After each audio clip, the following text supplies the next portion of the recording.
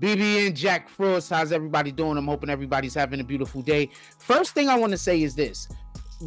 For us to have a criminal justice system that is operating fairly and not sending people to prison who don't belong there, the criminal justice system has to operate by the rules in which it itself put into place. Just so we can be clear, if you have a criminal justice system that makes rules, everybody else got to follow them, and then they don't. Then you create an issue and you create a problem where now we're going to have so many people in prison who are innocent because the actual criminal justice system didn't have to follow their own rules. Now, in this particular matter involving Fani Willis and Wade, that's the man that she was dating, there is a lawyer. It was actually Wade's friend. And that's the way that it's coming off. And I believe that's what the prosecution or the individuals, Trump's lawyers, are basically trying to say why she needs to be removed from the case. Because what it seems to be is what they're saying is that this was actually a friend. What they're saying is that this person is actually a friend of Wade's.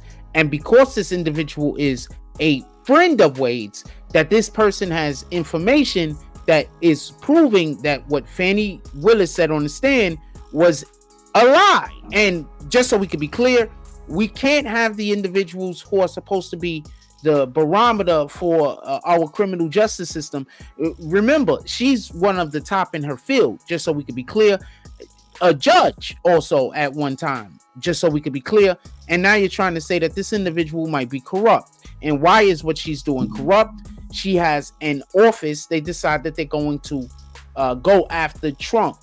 What she does is she hires outside of her office. One, she hires at a higher rate than she pays the people who are in her own office. Two, three, the individual that gets hired to do this job that is paying, I think, like 3 times to 4 times what she's paying people who actually work in her office. This job, she's going outside of her office. So just so we could be clear, that shows a real lack of loyalty, I would assume, to the people who work hard to help her get to where she's at and bust their ass to get these cases filed. In any regard, she goes outside of her office and she hires an individual who she has a romantic relationship with. That is putting it into the context of she's taking on this particular this case because she's going to get a potential windfall. That's what this is basically. That's basically what Trump's lawyers are saying. So she needs to be removed from the case. Also, they say this knowing that if she gets removed from the case, there's a good chance that Trump doesn't get prosecuted. Now, who is the individual saying all of this stuff, creating all of these issues? It's this guy. So there was a conversation that this dude right here, so he goes and he has with the individuals that's prosecuting right now. So they go and they have a conversation with this dude and they're talking with him and they're texting back and forth, and he's confirming a lot of what they're actually trying or actually what they're using as their argument against why Fani Willis should be removed. They got a lot of the information from this guy, if not almost all of the information. So him and the dude Wade, I guess they had a falling out at one period or another. That's when, in the middle of when they had this falling out, is when he decided he's gonna go and he's gonna give this information. So they had a meeting just recently. They asked him when he was on the stand, when was the last time he spoke with Wade?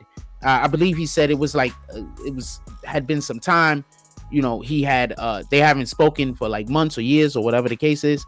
So in any regard, there is a worker at some restaurant that said that he just served them a couple of weeks ago. Like 4 or 5 weeks ago, they was just in here. What is he talking about? He hasn't seen this guy in years. I went to their table. I was their waiter. So that didn't make it into court, just so we could be clear. This is somebody called in or something. They was talking about it on some program. So this person can be BS, and this can be all the BS. But I will say this, while we did watch this dude's testimony right here, this has to be some of the worst testimony I've ever seen given. Some of the most, I'm trying to conceal information as badly as I can that I've ever seen. And in addition to this, they also had the text messages that he sent when he said the things that they're asking him about.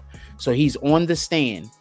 They have his text messages that he sent from his phone where he's saying these things that he's now saying he doesn't recall. So just so we could be clear, Fani Willis now has the judge to go. That if we're now saying that those things are true and that those are things, is she gonna be held responsible for this, or are we just gonna go with the, hey, you know, whatever, or we're gonna hold her responsible? So that's all the question is. That's what I'm curious of as far as we can tell. Let me know what you guys think. Put it down in the comment section. Do you think, by any chance, that this judge is gonna probably lean and say this is not a conflict of interest and you guys are exaggerating, and you know what, prosecute that Mr. Donald Trump over this? I want to know what you guys think about that.